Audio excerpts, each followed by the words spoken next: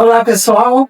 Sejam todos muito bem-vindos a um novo episódio do podcast Sala de Estar, do Grupo Editora Antena. E um agradecimento de coração aos nossos patrocinadores, a Madame Chica, loja de roupas e acessórios, calçados, o Boticário, a loja super mega perfumada, e o Centro Óptico, aqui de Encantado, tudo o que você precisar em termos de óculos e de lente de sol, encontra no Centro Óptico. Muito obrigado por patrocinarem o nosso programa. E hoje o assunto é aqueles assuntos que se fala toda hora, né? Que é saúde mental. Esse assunto faz parte das conversas do dia a dia, faz parte da conversa ali no trabalho, no escritório, com a vizinha. E a gente vive tempos de muita informação. E não se sabe até que ponto toda essa informação é suficiente. Ou ela vem demais, ou ela é menos, e as pessoas ficam muito confusas, né? Então, o que é saúde mental? Hoje a gente está recebendo aqui duas psicólogas, a Tatiane Sangali e a Fernanda Friedrich. As duas psicólogas, colegas, atuam em Relvado juntas e em outros lugares também, que depois elas vão explicar para a gente. Então hoje, saúde mental, nós vamos conversar com elas sem rótulos, sem preconceito. Vamos tentar entender um pouco desse termo que está tão em voga e todo mundo está falando. Seja bem-vinda, Tatiane Sangali, à nossa Sala de Estar. Muito obrigada. Para nós é uma alegria e até um comprometimento estarmos aqui podendo compartilhar um pouco desse processo todo que se está vivendo sobre a saúde mental, né? E acho que tu já começou falando assim, sem rótulos, né? Porque hoje o que está mais fácil é nós sairmos rotulando as pessoas. E eu acho que a primeira questão, quando se fala em saúde mental, é justamente a gente sair de certos estigmas, principalmente dos rótulos, né? E começar, então, a ter uma outra leitura, uma outra escuta sobre esse sujeito do qual a gente tem que interagir aí no processo, seja psicoterápico, seja na relação do nosso dia a dia, né? Fernanda Friedrich, estou falando certo? Tudo certo. Não é fácil quando os sobrenomes não são assim tão comuns, né? Fernanda, seja muito bem-vinda ao Sala de Estar. Eu acho que é a primeira vez que as duas estão aqui ou não? Sim. Primeira vez? Então, para nós também é uma honra, podem ter certeza. E para o público que está nos assistindo também. Eu acho que hoje eles vão aprender bastante sobre saúde mental. Então, seja bem-vinda, Fernanda. Muito obrigada. E bom estar aqui, poder compartilhar, então, também esse momento e falar de um assunto que, de fato, muitas vezes as pessoas ficam um pouco com medo, às vezes, de falar, né? E poder realmente desmistificar algumas coisas. Isso é importante para conhecimentos para o público e principalmente pensando no acesso à internet que o pessoal hoje tem, né, de poder estar muitas vezes pegando informações que às vezes não são com fundamento, né, então a gente poder estar aqui compartilhando com vocês. Vocês têm vivências, claro, porque vocês têm consultórios, atendem o pessoal, seja criança e adultos também, adolescentes. E saúde mental está na moda, que todo mundo fala, que nem a roupa, a cor de moda, ou era uma coisa que foi ignorada durante muito tempo? Olha, assim, não vamos aí dizer que é moda, né? Acho que tem um processo, acho que a gente está vivendo uns anos para cá, um acolhimento melhor e mais aconchegante, vamos dizer, das pessoas que tem algum comprometimento a nível de saúde mental, né? Até porque estamos vivendo em tempos onde toda essa situação, ela está cada vez mais comprometendo o funcionamento do sujeito, né? Então, eu não encaro isso como uma questão de banalização, né? É uma questão bastante grave. A gente tem indícios aí da Organização Mundial da Saúde, por exemplo, os 2 primeiros CIDs que aparecem, ansiedade e depressão, né? O Brasil tem um recorde aí em casos de depressão. Então, não é uma banalização. Talvez o que a gente esteja pensando em como promover, né, essa saída desse lugar que está sendo colocado o sujeito na sua condição de saúde mental. Eu acho que a gente tem que pensar isso. Fernanda, tu estavas comentando sobre que o pessoal busca muito informações na internet. Como se diz vulgarmente, né? Doutor Google. Doutor Google. E o que tu pensa sobre isso? Eu acho que a gente está vivendo numa época, né, numa atualidade agora que a informação, ela é muito importante, desde que seja usada da forma correta. O que a gente percebe é que às vezes as pessoas querem respostas muito rápidas e dentro daquilo que elas querem escutar, né? Então, a gente sempre orienta assim que, bom, ok, tu pesquisar alguma coisa, mas procura se conhecer também se aquela informação faz sentido para ti e para tua realidade. Porque às vezes as pessoas buscam assim, eu quero saber sobre tal coisa, do que eu me encaixo, mas sem se conhecer, né? Então, busquem se conhecer se aquela informação faz sentido para ti. No trabalho de vocês desenvolvem essa busca para se conhecer? Sim, na psicoterapia a gente geralmente busca isso, que a pessoa se conheça para que aquela informação que ela está buscando fora faz sentido para o contexto, para a realidade que ela está vivendo, né? Então, o processo de terapia em si, ela ajuda nesse processo de se identificar, se conhecer, né, para conseguir fazer essa reflexão. E por isso que é importante, né, essa questão de não seguir as questões do Dr. Google. Não é que não é seguir, né, não seguir. Mas o autodescobrimento, ele é fundamental. Esse é o principal fator para desencadear o processo de resgate de saúde mental.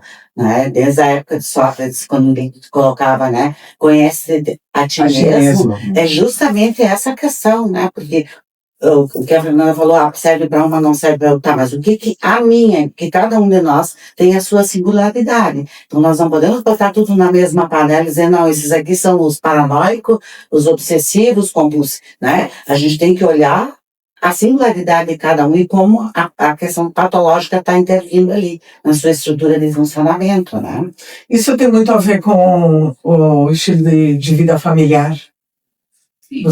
Muita coisa que vocês analisam com crianças ou adolescentes, buscar lá atrás? Ou parte ali só do problema deles? Não, acho que eu particularmente, assim, uma questão de 2 anos para cá, que já tem aí alguns anos, né?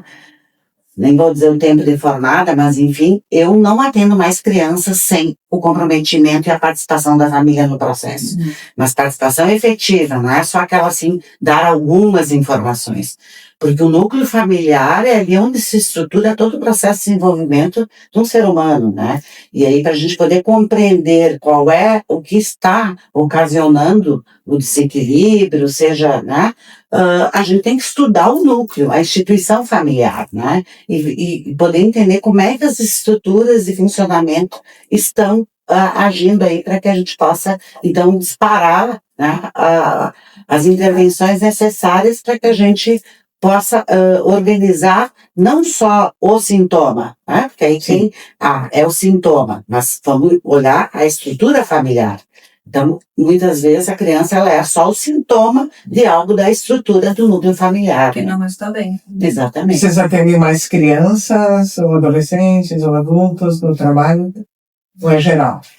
De uma forma geral, a gente atende todos os públicos, mas a gente tem percebido, de repente, esse olhar mais voltado para a criança. Pelo menos nos trabalhos onde a gente está atuando, assim, né? Que tem vindo mais crianças para atendimento. Vocês trabalham em Relvado? Sim. Qual é o setor ali em Relvado? É um consultório particular ou é saúde pública? Na saúde pública. Na saúde. Na atenção básica. Isso. E trabalhamos tanto na questão individual, com atendimento, acolhimentos individuais em psicoterapia, mas também com uma grande aposta em grupos terapêuticos, né? Até porque o grupo terapêutico ele é bem consistente e ele também auxilia nós termos uma maior abrangência nos usuários, né? Abrir mais espaços. Como funciona um grupo terapêutico?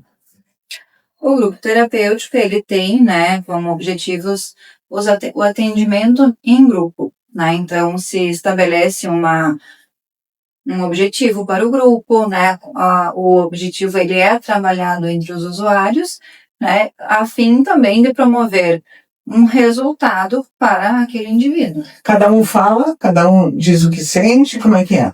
Em algumas oficinas que tem o cunho terapêutico, que é um projeto a nível de estado, né, onde é investido, que se chama oficinas terapêuticas, se usa muito a questão do artesanato, fazer à mão no sentido psicoterápico de acolhimento, né? Então, a gente tem introduzido outras técnicas também, a dança circular, né, o círculo de construção de paz, a música, que tudo são ferramentas que podem estar auxiliando, né?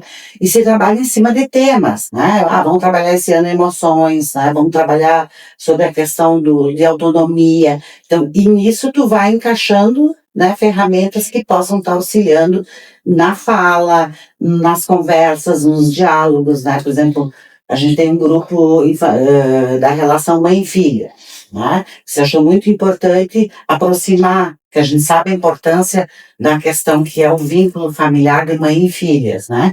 Então, isso sim tem trazido resultados excelentes, assim, né? Depois tu trabalha com um grupo de adolescentes, né? Eu trabalho com dois grupos de adultos, né? E aí é onde a gente trabalha também as questões iguais, né? Iguais no sentido de ferramentas. E cada grupo tem as suas particularidades, assim, né? Então a gente também busca entender o que o grupo ele precisa, né?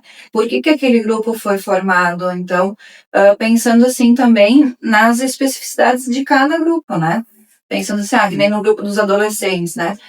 O que o adolescente está buscando, quais os assuntos que ele quer desenvolver durante o ano, né? As atividades. Então, a gente busca também entender o que eles querem para aquele ano, né? Quais os assuntos que são do interesse deles, né? Para estar se trabalhando ao longo daquele ano, né? E tem um dos grupos bem interessante, assim, de compartilhar, né? Que é primeiro, que é a oficina Bem Me Quero, que são adultos, que estão saindo da Bem Me Quero para o Acolher Sempre Acolher, que será um grupo onde esses usuários de 11 anos de oficinas terapêuticas aí vão ser protagonistas. Então, nós estamos capacitando eles para que eles possam assumir esse papel, mais né, tarde. De eles irem. Nós vamos começar agora em março, nós já vamos para uma comunidade, onde vai ampliar as pessoas que possam estar fazendo esse trabalho, que é qual? O de escuta, né? Porque essa é a dificuldade hoje. Ninguém mais ouve. Ninguém mais ouve, né? Entende? As pessoas não dialogam, elas não compartilham. Então, nós estamos nessa, assim, bem entusiasmados, porque está dando certo. A gente está fazendo capacitações, eles estão super empolgados, até para eles compartilharem aquilo que eles receberam. Então, a gente nota, assim, uma alegria muito grande aí nesses usuários. Né? A gente falou da escuta, né, daquela escuta ativa, que nós comentamos antes fora do ar, que de um vídeo que eu assisti de uma moça falando que está se criando uma geração de invisíveis, porque ninguém mais dialoga cara a cara, é só por mensagem. Ninguém mais quer falar, ninguém mais quer ouvir a voz do outro. Ela disse, mas que geração é essa? Que fica todo mundo preso assim numa tela e não ouve mais ninguém, nem pai, nem mais. O filho está no quarto, manda uma mensagem para a mãe na cozinha. Quando que isso? Os casais manda mensagem. Onde é que tu tá? Eu tô aqui na sala. Tá, eu tô no quarto. Essa coisa, né? É incrível. Essa desconexão, na verdade, com a realidade. Porque, no meu entender, a realidade de tela é uma realidade virtual. É uma realidade virtual, não é a realidade real. Não é eu estar aqui com vocês conversando. É diferente de eu mandar uma mensagem da outra sala para cá, né? Eu acho que isso é muito importante. Então, nós vamos entrar no assunto agora, que é aquelas 4 letrinhas que a gente ouve por todo lado, TDAH.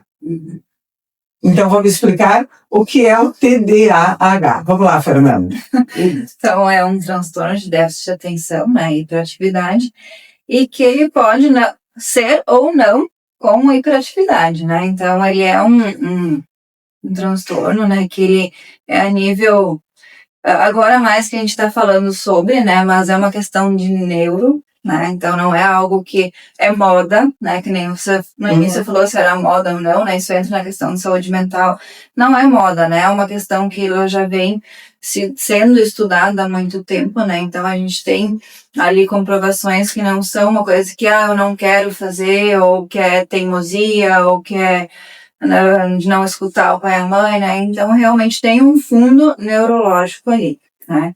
Então, a gente até estava pesquisando assim, né, Tati, que é uma questão já que vem lá da dopamina, da noradrenalina, que eles não funcionam, acabam desencadeando ali, então, É uma questão, comportamento ela é diferente. neurobiológica, né? Ela tem a ver com a questão das neurotransmissões, né?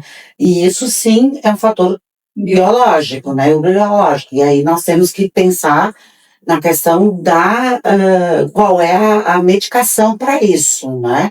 Que ela passa por uma necessidade de uso de medicação, pelo menos do que a gente trabalha. Mas Pra tem organizar essa parte, né, biológica. E a outra questão, que é bem a nossa área aí, é a questão, bom, como é que eu vou trabalhar os traumas das pessoas, né, que a gente pode dizer assim, sobre o seu histórico, que nós temos, sim, diagnósticos mais precoces, e isso auxilia em várias complicações que podem dar do ponto de vista emocional, mas quantos adultos hoje estão se descobrindo com TDAH? Né? E eles vêm, então, com um histórico de fracasso, de não ter conseguido nunca terminar uma tarefa na sua vida, né? Com essa imagem da preguiça, coisas bem simples, né? Pra gente tentar pensar. E isso aí repercute em toda a sua formação como sujeito, né? Porque ele passa uma vida inteira com essas marcas. Não consigo nunca terminar o que eu inicio, né? Não tenho foco, não tenho atenção, e isso acaba comprometendo, né? Na verdade, o TDAH já existia uma vida inteira, né? Em outros tempos... Não é de hoje, exatamente, em outros tempos parecia, né? Em outras épocas, aí vamos falar de uns 30 anos atrás, mais ou menos, que era mais uma questão da hiperatividade, né? E hoje ele muda um pouco, né? Hoje a gente observa mais a questão ao contrário, né? A pessoa paralisar, a pessoa não conseguir, de fato, executar uma atividade, né? Ela tem várias complicações. Porque a hiperatividade, a princípio, não seria um mal? Ou é? A hiperatividade. Depende. Quando ela atrapalha os processos que precisam ser feitos, sim, problema. É um problema, né? Porque daí também entra de novo na questão da medicação, né? Para o sujeito ele conseguir se organizar, questão neurológica, né? Mas também com processos terapêuticos, né? Através da terapia, através então dessa identificação do que é a questão da hiperatividade, a pessoa conseguir também se controlar e identificar nos momentos que ela está super ativa, né? Hiperativa. Porque no momento que isso também atrapalha o funcionamento, atrapalha questões básicas que precisam ser feitas, né? Então a pessoa também acaba tendo prejuízos, né? Quando ela não consegue dar conta, né? Em outras palavras, começa mil atividades e não termina nenhuma. Então, quando ela consegue usar a hiperatividade como algo produtivo, show, é bom. Agora, quando ela não consegue se organizar dentro disso, aí é ruim porque acaba tendo prejuízo, né? É que, claro, a gente fala hoje, mas anos atrás era sempre, essa criança não para, ele não tem sossego, né? Então vamos dar um chá de camomila para ele e vamos ver se ele resolve. E quantas vezes nessas, vamos dizer assim, identificações ou até rótulos, né? Tivemos crianças que se tornaram depressivas, né? Porque aí então tu tem que conter essa hiperatividade, né? Então a gente encontra aí no histórico de muitas pessoas essa situação, mas era tão ativo, tão hiper, e agora tá esse adolescente, isso em outras ainda acontece, né? Eu acho que é a mesma questão da ansiedade, aproveitando, né? Sim. A ansiedade dentro disso, a hiperatividade e a ansiedade. A ansiedade não é só negativa, ela é positiva também. Né? Desde que, o que a gente está entendendo aí, né? Precisamos encontrar um ponto de equilíbrio, eu sempre falo isso, né? entende? Sim. Porque características, umas mais ansiosas, outras mais ditas acomodadas, ou dentro de um padrão com mais leveza, né? Então, as coisas têm que estar um equilíbrio, não dá para ir para os extremos, né? Os extremos é que nos adoecem, né? Então, a gente precisa encontrar o ponto de equilíbrio para que as pessoas consigam, mesmo com as suas patologias, vamos dizer, psicopatologias, estarem conseguindo, né, circular de uma forma mais adequada, né, com mais saúde. Eu gostaria de falar um pouquinho sobre, que eu tomei nota aqui, sobre a psicopatia, a esquizofrenia, que as pessoas, vocês atenderam alguém já no trabalho de vocês que fosse, assim, que tivesse alguma patologia assim? Olha, a minha formação pós-faculdade, eu fiz uma formação justamente na questão da desinstitucionalização psiquiátrica, que foi na minha época de faculdade e hoje, graças a Deus, perdura, a questão da luta antimanicomial, que é um projeto que vem da Itália, de Basaglia, onde é justamente tu poder fazer o acolhimento do paciente, seja ele em funcionamento psicótico, esquizofrênico ou neurótico, né? Que é justamente tu conseguir fazer com que aquela pessoa convive e se movimente no seu dia a dia de uma forma com autonomia, né? Porque a gente costuma taxar as pessoas, depressivo não faz nada. Não, vamos lá, vamos recolher no sentido, vamos acolher, né? E poder estar trabalhando com isso. Então, hoje em dia, a gente dizer que uma pessoa com esquizofrênico ou com alguma outra situação não tenha condições de estar no convívio social, nós estamos institucionalizando, nós estamos excluindo, né? Então, hoje, as frentes, nós recém tivemos todo um projeto da Fiocruz aí, no desenvolvimento em relação à questão das enchentes de acolhimentos psicossociais, né? Nós passamos aí 4, 5 meses, Relvado, Putinha e Dr. Ricardo, com esse projeto da Fiocruz. E lá o que nós trabalhávamos era justamente isso, né? Como acolher, porque precisamos, não temos mais como segregar, né? Colocar em instituições psiquiátricas, só para, então, convivemos, tem possibilidades, se eu disser o contrário, eu estou colocando em risco toda a minha formação, né? E a gente acolhe muito, nós temos muito, nosso vale aqui é um vale que tem bastante comprometimentos. A gente trabalha em 2 cidades, tu também trabalha em Putinga, eu trabalho na Secretaria de Saúde e atendo no particular em Putinga também, e assim, são casos e mais casos graves, né? E aí a gente vê também a necessidade cada vez maior de pensar na prevenção, né? Na educação. E aí vocês, no caso, encaminham para o psiquiatra, porque vocês não podem medicar, podem? Não. Não, né? Psicologia verdade, não pode...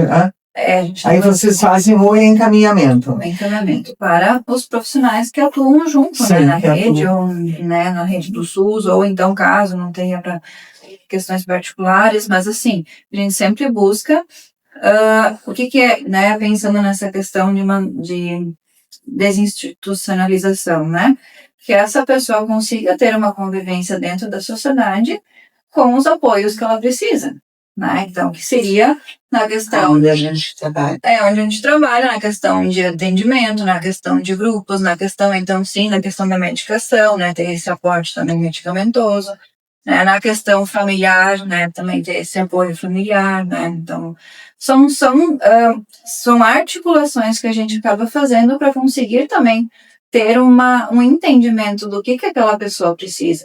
Porque às vezes a gente também parte de um olhar que não é uma realidade daquela pessoa. A gente parte de um olhar de uma realidade nossa, ou de uma pessoa daqui a pouco leiga, que, né, precisa ser desmistificado isso, né? Então a gente não pode partir daquilo que eu acho, que eu penso, né? Então eu preciso analisar o contexto de uma forma geral também.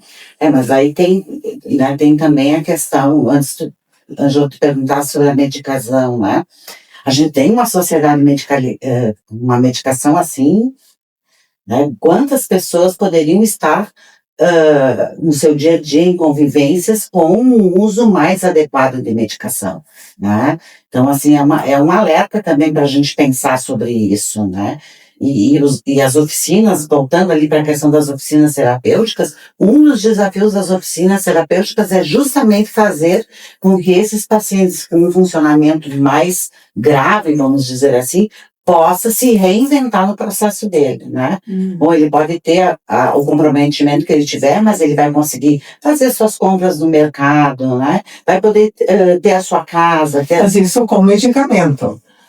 Dependendo do nível de funcionamento da pessoa, sim, né? Isso a gente não discorda, né? Sim. Em momento nenhum. Né? Tem muitas pessoas que necessitam fazer uso de medicação, porque isso estabiliza as questões. E nós temos um caso de saúde pública que não consegue, às vezes, abraçar todos esses casos de encaminhamentos e tal, que é o que nós estávamos falando antes sobre o rapaz aquele, né, de Goiânia, para quem acompanhou nas redes sociais, nas notícias, o rapaz que foi no zoológico e queria domar um leão. Então, esse rapaz, daí pesquisando a vida dele, esse rapaz, a mãe era esquizofrênica, não tinha tratamento, não tinha nem condições de criar um menino, ele foi largado num abrigo. Também passou aquele processo que talvez seja um acompanhamento ideal. Ele cresceu. Aos 18 anos ele teve que sair do abrigo. E aí onde ele ficou? Na rua.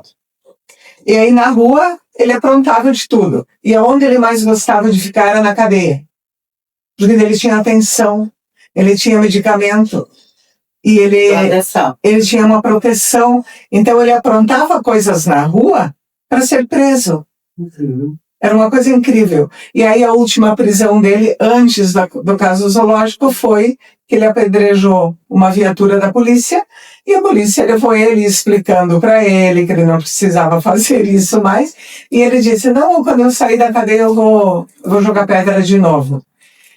Tá. E aí aconteceu o caso do zoológico, que ele desde pequeno dizia que ele iria para a África domar leões. Até que ele conseguiu escalar um muro, ultrapassar todas as barreiras de segurança do zoológico, escalar uma árvore e descer. Ele não tinha medo do leão. O que é o medo? O leão matou. O leão matou ele, claro, e o pessoal assistiu. Tinha muita gente no zoológico. Tudo foi filmado. O que é esse medo que a pessoa não tem? Por que ela não tem? Porque o medo é uma proteção. Também. O medo é uma proteção. Só que chega um ponto que ele não é mais... Ele passa para um outro estágio. Porque a gente tem medo, né? Tu olha um despenhadeiro, tu pensa, bom, será que eu salto, não salto? Será que eu mergulho ali, não mergulho? Esse medo te dá uma proteção. Mas ele não tinha isso. Então, o que faz na mente de uma pessoa esquizofrênica? Como ela age? A gente tem uma situação aí da dificuldade em conseguir olhar e saber o que é real e o que é fictício, né? Então, a pessoa não tem noção, no caso dele, improvável, né? Ele não conseguia mensurar a problemática do que poderia acontecer. Estamos supondo aqui, sim, né? Do que poderia acontecer. Então, muitas pessoas com esse tipo de funcionamento, elas perdem a noção dos limites da realidade, né? E assim é quando, às vezes, a pessoa surtou. Sim, a pessoa quebrou, entrou num bar, entrou numa escola, e, quer dizer, a pessoa entra num processo psicótico, ela não se dá conta dos limites do que diríamos, o que é certo, o que é errado, o que é saudável, o que não é saudável. Então, assim... Que é o caso dos tiroteios em escolas. Exatamente, entende? Quando tu olha para certas circunstâncias que acontecem, tu diz, tá, mas espera um pouquinho, cadê o limite de... Né? A pessoa, às vezes, né, ela perde essa noção. E aí, então, ela, em muitos momentos, pode estar tendo atitudes que comprometem a segurança física dela, né? Então, de outros. Exatamente. Então, isso, assim, são sempre preocupações, né? Em pacientes que apresentam comportamentos assim, de ver, bom, até onde ela está se colocando, ela em risco e os demais, né? Mas isso são fatos, a gente volta ali para os casos de fuzilamento em escolas, que é o próprio adolescente que entra armado e mata, não importa quem estiver na frente. Mas é isso que eu me pergunto. Será que a família nunca percebeu coisas assim? Ou hoje as famílias estão com um véu na frente dos olhos? O que vocês falam sobre isso? Acho que depende pela forma pela qual a gente olha, assim, porque às vezes o contexto familiar ele é importante de ser visto, às vezes as famílias podem sim estar, podem não querer ver, então tem várias frentes que a gente pode pensar assim, né? Agora a questão é que muitas vezes a família às vezes acaba não conseguindo também abranger ou dar suporte, ou às vezes também entra naquela questão de medo de se expor, né, ou medo de procurar ajuda, né, então... Ou medo de perder o amor do filho? Também, e eu acredito que hoje esses casos são tão alarmantes, que tem nos chocado, né, que acho que a gente está num processo aí de desumanização muito grande, tá?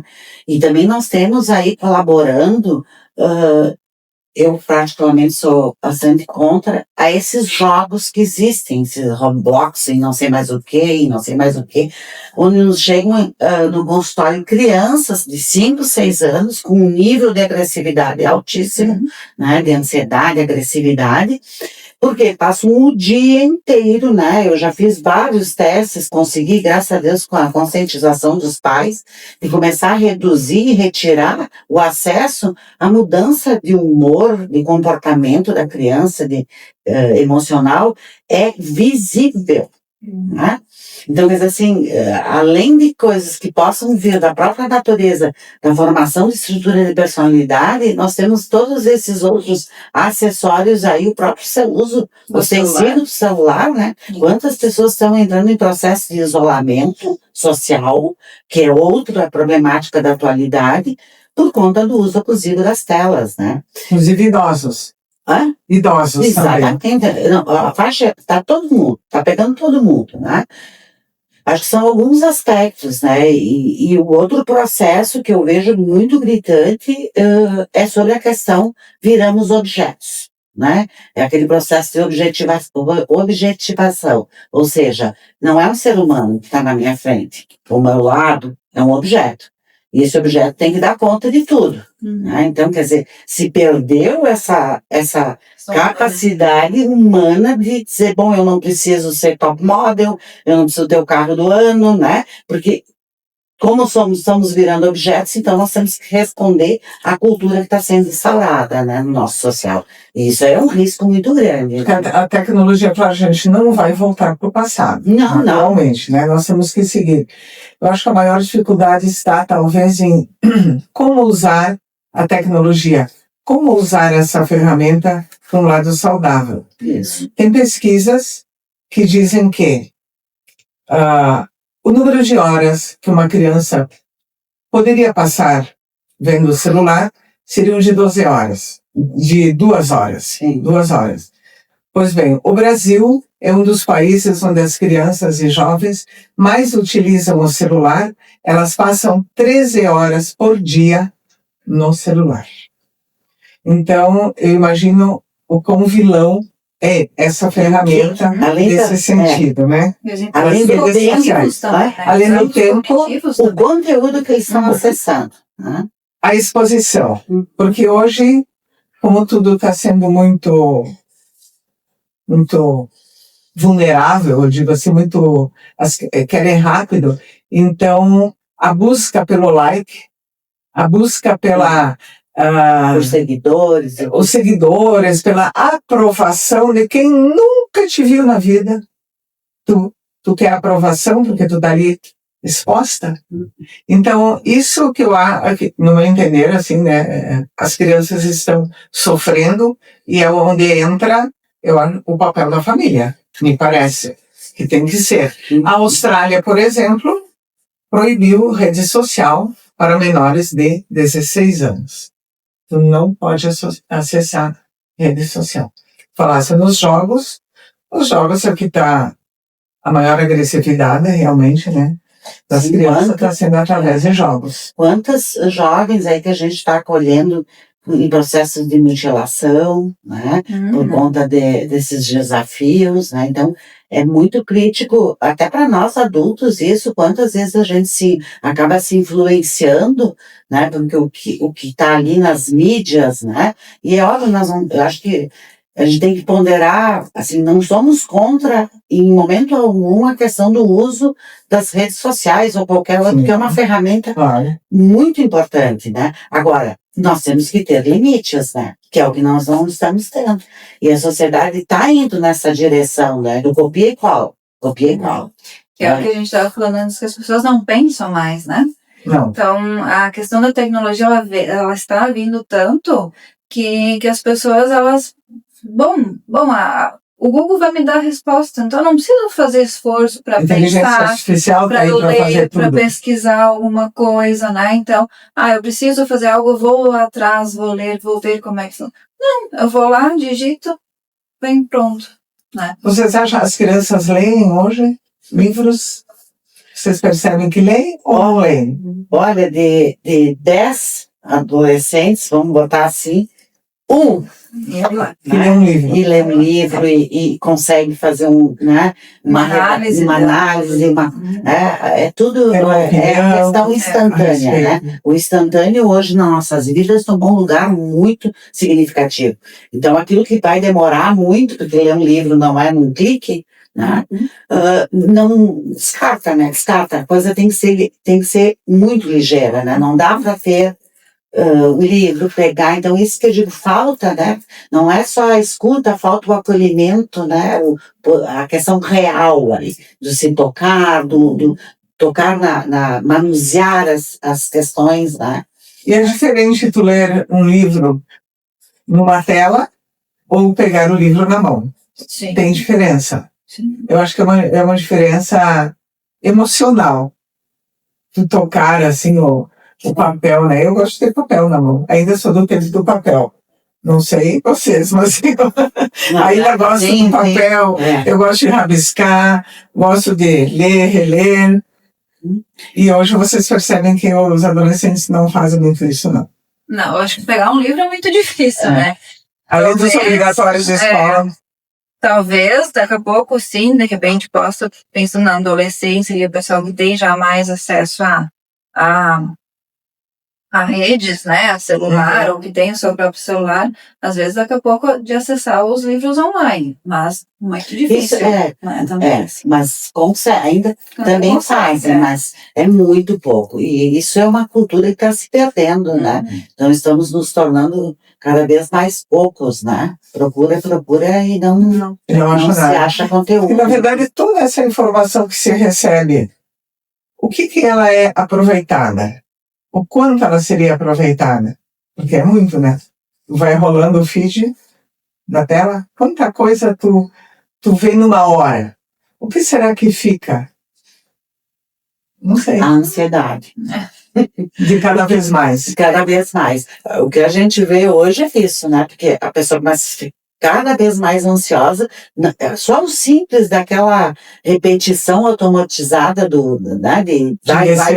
Gente, isso, às vezes os jovens, né, eles acham que a gente isso é coisa de velho e tal, né? Mas, gente, é real isso, a gente observa, entende? A gente tem estudos clínicos que falam disso, né? Ninguém está aqui contra o celular. E nem está inventando. Exatamente. Eu sou uma pessoa que uso para meus contatos, uso as redes sociais, enfim, mas uma coisa é tu passar, tem adolescente que fica muito mais do que 12 horas, antes você comentou, tem adolescentes hoje e crianças que ficam madrugada dentro e no outro dia quem é que vai ter condições de ir para a escola? Ou se vai para a escola dormindo? Essa falta de sono das crianças, o que está gerando? Ansiedade. O que está gerando? Olha, porque eles dormem menos, né? Estão dormindo menos. Sim. Influencia no humor, principalmente, agressividade. Né? Agressividade. Questão das rotinas, né? Não se estabelecem rotinas. Nem muito menos disciplina, né? Porque não é aquilo que está falando e ele está ali, ó. Ele não está escutando, né? Ele está vivendo ele vem com muita violência isso tudo, né? E tu falou uma coisa antes de questão do conteúdo que é essa, mas geralmente esses conteúdos rápidos, na verdade, não existe um conteúdo ali, né? Então é algo que tu olha que é muito superficial, então de informações ele não tá aproveitando nada. Né? É porque ele não entra num site de notícias, por exemplo. Ele vai no TikTok. E muitas vezes a gente observa isso, né? Quem é da área mais digital. É o Argel que está aqui atrás, depois ele vai aparecer. Ó, Argel, se prepare, quem não te conhece vai te conhecer depois. A pessoa não lê mais o conteúdo, ela vê as imagens e o som. Então, tu querer colocar, é muito difícil alguém que pare e olhe e leia, né? O que está escrito. Então, assim, é o instantâneo, né? Tudo, muitas coisas tem que ser no limite ali, né? Então, aí, estourando os limites. O que vocês imaginam o futuro? Daqui, vamos dizer, 5 anos. 5 anos é pouco, hein? 5 anos é pouco. Imagina vocês atendendo daqui 5 anos. Vocês vão ter que se preparar bem. Eu acho que eu tô até aposentada. Eu brinco, eu não uso aqui, vou estar aposentada aí. A Fernanda não. A Fernanda tá ativa bastante. Mas pensando assim, né, que acho que isso tudo cada vez vai estar mais com a gente também vai precisar entender os contextos atuais, né? Trabalhar dentro disso. Mas sim, a gente percebe um aumento da ansiedade, aumento da depressão, né? Já está com os números nas alturas, né? Pensando nos índices nacionais. Mas isso, se nada mudar e pensando daí nas crianças, vai se permanecer assim. E aí vamos pensar que é uma porcentagem alarmante, né? Alarmante. Quando os pais levam as crianças, por algum motivo, eles levam para um atendimento. A criança não vai sozinha, ou vai? Não, o adolescente também não. Os pais levam. Mas às vezes tem uns que apostam, né? Mas sim, a maioria das vezes são os pais. Ou a escola que encaminha e os pais são obrigados a aceitar o encaminhamento, né? E é muito difícil para a família aceitar o problema que o filho está passando. Muito difícil para as famílias mudarem certas regras. Como eles entendem isso? Quando impacta muitas vezes na rotina da família, sim. Né? Foi o que eu comentei antes. Eu não atendo mais crianças se os pais não tiverem comprometimento junto. Porque é um trabalho em vão, né? Em vão no sentido que... Não vai ter resultado. Não, até pode dar, mas assim... A longo prazo. É longo prazo, né? Porque tá vinculado ao processo de funcionamento da familiar, né? Então não tem como deixar a família de fora. Antes, quando a gente falou a questão do sintoma, né? Entende? Porque a gente fala sintoma, então ali está o problema. Lembra da velha expressão, a ovelha negra da família, né? Isso. Então, quer dizer, é o sintoma. Não, pera um pouquinho, né? O sintoma não está num só, ele só está sendo, aquela pessoa está sendo a representatividade daquele sintoma.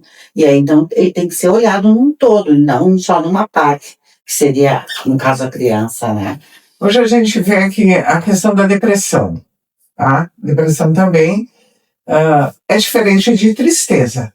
Sim. Tristeza é uma coisa, depressão é outra, né? Porque às vezes a pessoa está triste por algum motivo, pelo trabalho, ou porque teve algum desentendimento com um familiar, com um amigo, com um vizinho, enfim, lá que seja, e ela está muito triste. Mas ela diz, acho que eu estou deprimida. Não. Isso não é depressão. O que é tristeza e o que é depressão? Tristeza é algo momentâneo, né? Então eu fiquei triste hoje porque algo não deu certo. Eu fiquei triste hoje porque eu discuti com uma pessoa que eu gostava. Fiquei triste porque o que eu estava fazendo eu não consegui terminar, ou não deu certo, né? Sofreu um golpe da internet. Um golpe. Então, essa função... Paguei bastante, né? Então, é um sentimento que, bom, todos nós temos e todos nós vamos sentir em algum momento do dia, da semana, né? Faz parte. Mas é algo passageiro. Eu vivi, eu senti aquilo e, bom, fui fazer outra coisa, passou. Né? Agora, a depressão, então, já é um estado depressivo, né? Que precisa estar apresentando aquela tristeza mais profunda por um determinado período, para aquilo, então, sim, ser caracterizado uma depressão, né? Então, tem um tempo definido, né, até pelo DSM, então tem, né, as características que precisam ser seguidas para se atestar que a pessoa está né, com depressão. É que, antes, puxando uma fala tua lá no início, é que se banalizou muito a questão, porque hoje todo mundo se diz depressivo, né? Aí então numa tem até uma expressão, eu acho que eu tô depressiva. Tô numa depressão. Eu acho que eu tô depressiva, será? Como é que a gente acha? Acho que não é a questão do achômetro, acho que aí busca recursos para avaliar o que é aquilo, né? E muitas vezes, né, Tati, nos nossos atendimentos, tanto individuais como nos grupos, muitas vezes a gente precisa fazer essa psicoeducação justamente das emoções. Uhum. O que é cada coisa? Né? O que é cada sentimento? Porque às vezes, eu sou uma pessoa ansiosa, né? Muitos escutam assim, eu sou ansiosa. Tá. Só que, calma. Tu é uma pessoa ansiosa, por quê? O que tá acontecendo nesse momento? Porque às vezes, é algo bom que tu está ansiosa porque tu vai fazer uma viagem, então tu tá, né? Mas ansiosa, ou tu vai receber um presente, ou tu vai receber uma visita, e tá tudo certo, ok? É assim mesmo, né? Agora, o que é a ansiedade? Ela está te prejudicando no teu dia a dia, ela está te prejudicando na questão funcional tua, aí é patológico. Entende? Então, assim, não é porque eu estou ansiosa que eu sou uma pessoa, né? Que eu estou daqui a pouco, numa patologia ansiosa. Sabe? Então, está no momento. Não está no momento. Por um motivo. E isso, quando lá no início também tu perguntou, por exemplo, hoje os papéis, assim, que a gente tem batalhado muito na saúde pública e nos nossos consultórios particulares também, é justamente fazer esse processo de educação sobre a questão da saúde mental, né? Sobre as emoções, sobre os rótulos, sobre os diagnósticos, né? Porque as equipes também precisam, não só os psicólogos, os psiquiatras, as assistentes sociais, toda a equipe de uma unidade de saúde, ela tem que estar mais amparada para essa compreensão de saúde mental, né? Porque vamos pensar anos atrás, de novo, voltando, quem era neurótico tinha todo era, né? Quem era psicótico, estava internado. Hoje, gente... Trancado dentro de casa. Exatamente. Hoje nós estamos convivendo com pessoas, que nem antes a gente falou, e que isso tá tudo bem e precisa ser assim também, né? Que tu vai fazer o quê? Daqui a pouco vai virar que nem um livro do Saramago, né? Nós vamos estar todo mundo dentro da grade e quem é que vai estar fora? Exato. Né? Então, acho que são situações assim que precisam. E isso a gente vê, pelo menos nos dois municípios, tanto Rio Vado como Putinga, que o pessoal está investindo muito, as gestões estão investindo, né, porque tá acontecendo cada vez mais esses processos e pensando tudo em prevenção, né, por exemplo, Putinga agora foi contemplado, além da oficina terapêutica também, com o Acompanha RAPS, né, que é todo o trabalho das redes de apoio psicossociais. Então, nós estamos começando a ter respostas, né, também políticas públicas para poder auxiliar, porque onde é que nós vamos parar? Né? Com isso tudo. E os desastres ecológicos que tanto abalaram, socioambientais, né? Aí entra muita gente com depressão, né? Pós esses desastres climáticos, com certeza. E uma das coisas que eu acho que vocês devem atender também é a questão do idoso, depressão e a solidão. Vamos falar um pouquinho sobre solidão. O que vocês recomendam? O que vocês dizem para quem busca? Olha, esse é um caso ainda bastante delicado, porque assim, a gente está vendo muito abandono dos idosos aí nesse processo, né? E acho que assim como está faltando tempo para as crianças, está faltando tempo para os idosos também. Então, acho que eu já sou idosa, né? Mas assim, eu acho que está faltando ainda para quem está, esses jovens adultos aí, ter um olhar, né? Diferente para esse processo todo, né? Mas isso também, na minha opinião, ele está muito vinculado que hoje não tem mais como ter rugas, né? Tem que estar todo mundo esticadinho. Então, a gente se deparar com o idoso não é tão legal como ver, não. Então, acho que tem esse efeito, assim, também, né? De que a gente entra em choque, porque não é esse o contexto, né? Do ponto de vista estético, né? Mas tem tantas outras coisas que a gente sabe que acontece com o idoso. Então, é uma preocupação. Uma das coisas mais perigosas entre depressão que eu percebo, assim, é a solidão, porque ou faleceu um companheiro, ou teve alguma outra perda muito, né? E tá sozinho, os filhos vão para tudo que é lugar, vão embora, tem sua vida, faz parte. O idoso não consegue mais acompanhar, né? Tem tudo muito rápido, então é melhor não levar, senão vai atrapalhar, né? Porque tem que ter paciência, né? Tem que ter tolerância, né? O idoso não é apertar um botão e vem várias coisas, não. Então, acho que é um processo aí bem preocupante. Vocês atendem esse caso, assim, de idosos, saúde mental, ali também? Uhum. São faixas etárias, né? A gente pega todas na saúde, na atenção básica ali, a gente pega todas as faixas etárias, né? Então...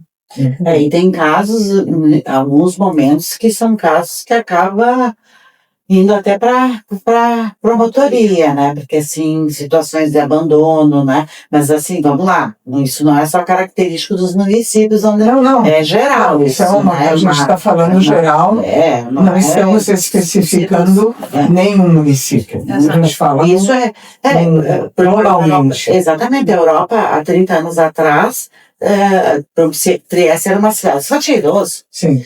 Né? A Europa faz uma campanha muito grande, por quê? Porque são cidades que estão ficando com pessoas de idade. E abandonadas. Exatamente. Também. Então vilas abandonadas, né? Eu gostaria de saber de vocês, vocês vão explicar, mas eu já estou sabendo que existem projetos que vocês duas psicólogas, Tatiana e Fernanda, estão desenvolvendo. São projetos particulares. O que é isso? Não sei. Agora vocês vão explicar para mim e para o público ali. O que é o projeto? Então, a gente tem 2 projetos, principalmente em 2 frentes, né? Uma voltada para workshops, né? São workshops itinerantes, né? Como a gente fala. Que então a gente está pensando em ofertar para o público, né, momentos de vivências, né, Tati? Onde eles possam estar se conectando mais consigo, se conectando mais também com o ambiente, com o lugar, né, que a gente vai estar desenvolvendo, né? E justamente para tentar promover essas pausas, né? Com poder ter esse momento para si. Bem, é isso. Esse é um projeto, e o outro... E o outro, então, pensando na saúde mental, né, e não só na mental, mas da forma integral do sujeito, né, então é relacionado às relações, principalmente na questão de empresas, né, pensando na questão justamente que a gente levantou antes, né, dos dados da depressão, da ansiedade, né, que são dados mundiais, né, que aparecem. E, então, a gente está desenvolvendo projetos nas empresas, principalmente na atualização, então, agora da norma da NR1, né, que então visa identificar os riscos psicossociais, né, então, nas empresas, e pensando que a saúde mental, né, a gente não faz só em consultórios, não faz só em abrigos, mas também as empresas, né, o lugar de trabalho também como sendo ferramenta de promoção de saúde. Né? Muito bem. Esses são projetos ainda não estão... Sim, já iniciaram o projeto. Sim. Já estamos desenvolvendo essas ações, né? Até por uma necessidade, acho que, de comprometimento, assim, né? E a ideia, acho que, assim, tanto na questão da NR, mas também dos workshops, é poder fazer um processo de conscientização, que cada um seja responsável pela sua saúde, né? Porque isso é um outro risco que a gente tem. Tudo é jogado na mão dos profissionais. E a gente precisa fazer com que o sujeito comece a se envolver mais no seu processo, né? E poder ter a vivência do encontro consigo mesmo, do se conhecer. Assim, é essencial, né? Para haver uma promoção de saúde. Então, acho que essa é a ideia, né? Muito bem. Olha, foi um prazer receber aqui a Tatiana Sangali e a Fernanda Fredes, 2 psicólogas, aqui no Sala de Estar, falando sobre saúde mental. Esse assunto que está na roda do nosso dia a dia e que é extremamente importante. Agradeço a presença de vocês mais uma vez e o Grupo Editora Antena também. Muito obrigada. Nós também agradecemos. Obrigada também. Acho que podemos deixar uma mensagenzinha. Sim. Então, acho que a mensagem, pelo menos na minha parte, eu deixo, então, que façam pausas, pequenas pausas, para, então, tomar um cafezinho, um chazinho, né? Faça uma leitura que seja interessante e produtiva para si e que consiga, então, ter esse momento para si, para poder olhar para si. Pessoal, como eu prometi no início, o Argel estava escondido, ele estava filmando, tá aqui o Argel, e nós vamos fazer uma homenagem aqui para Relvado, porque aqui tem Relvado, atende em Relvado também, então, alô Relvado, o pessoal tá aqui, ó.